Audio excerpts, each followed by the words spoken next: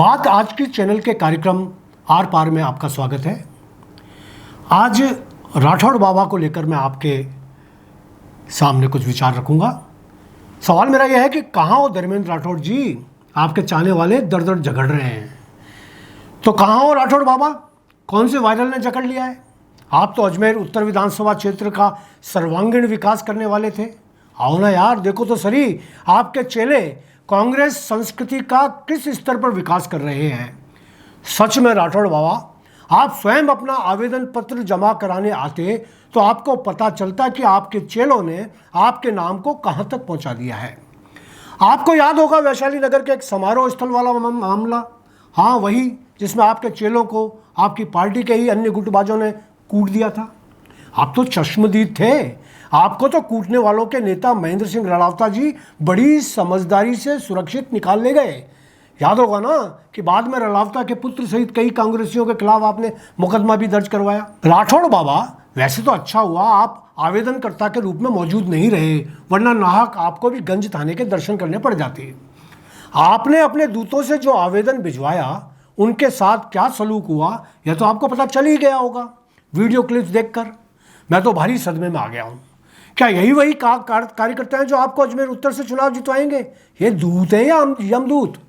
बाबा जी, ये जो नौरत गुजर और सर्वेश पारिक की जुड़वा जोड़ी है, ये तो आपकी छत्र छाया में ही पल्लवित पुष्पित हो रही है। और ये शिव कुमार बंसल जी जो कल तक आपके लिए कथा बाँचा करते थे, आपके ही जयकारे लगाते थे, मीडिया प्रबंधन करते थे, उनकी ही तो राय पर आप स्थानीय पत्रकारों से मिलने जाते थे, विभिन्न समाज के दिग्गजों से मिलाने के इंतजाम यही तो करते थे। इस बार ऐसा क्या हो गया? आपके दोनों ही चेले आपस में पूरी निम्न श्रेणी पर उतरकर भिड़ गए।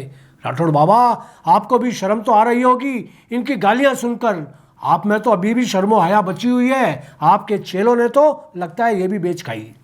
बाबा जी, पहले वाली लड़ाई तो चलो आपके राजनीतिक प्रतिद्वंदी रणौता जी के समर्थकों से हुई, उनकी कुटाई पर रिपोर्ट लिखाना तर्कसंगत था। मगर इस बार तो आपके दोनों चेलों ने ही अपनी हैसियत बखान दी है। वैसे बाबा, आप आखिर हो कहाँ? जहाँ हो चले आओ, आपको कोई कुछ नहीं कहेगा। पिछले दिनों हुई चर्चाओं पर भी सवाल नहीं पूछेगा। देखो, आपके चाहने वाले दर दर झगड़ रहे हैं। अजमेर उत्तर कोई उत्तर नहीं दे पा रहा।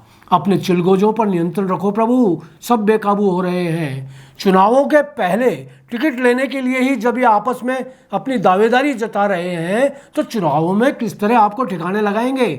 ये जो बंसल जी हैं अभूतपूर्व नेता, शायद अब आपके लिए भूतपूर्व हो गए हैं। इनसे बात कीजिए, बड़े अनुभवी नेता हैं, बहुआयामी प्रतिभा के धनी। जयपाल जी, रिजू जी, अरे कई दन्ना सेठों ने इनको सेवा का मौका देकर इनकी प्रतिभा का लाभ अर्जित किया है। मैं तो दंग हूं कि इतने बड़े धुरंधर नेता को आपके नौरत गुजर ने आवेदन भरने पर टोक क्यों दिया? क्या नौरत जी को बंसल के आवेदन भरने से डर लगने लगा था?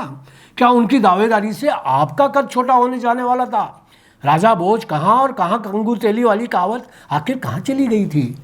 और हाँ बाबा, मालूम है शिव किशोर बंसल ने पर्यवेक्षक को क्या कहा कि अजमेर में इसलिए कांग्रेस हारती है कि आप हर बार टिकट ही चिंदी चोरों को दे देते हैं।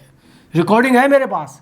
जाहिर है कि रणौता, हेमंत बाटी, राजकुमार जयपाल या जितने भी लोग चुनाव हारे सब चिंदी चोर थे। अब आपकी जगह वो खुद ही टिकट मांग रहे हैं, यानी वह चिंदी चोर नहीं है।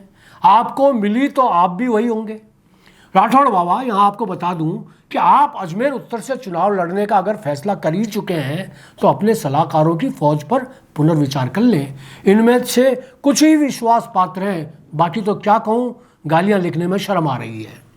बाबा जी, ये अजमेर है, यहाँ जो चुनाव लड़ता है वही लंगी कहलाता है। रणौता जी हो या आप या कोई और, यहाँ समर्थक कम होते हैं, लंगीबाज ज़्यादा होते हैं। आपका पाला पहली बार इन लंगीबाजों से पड़ा है। पूछ लेना रणौता जी से कि वे पिछला चुनाव जीतते जीतते कैसे हार गए, सुनिश्चित जीत हार में कैसे तब्दील हो गई।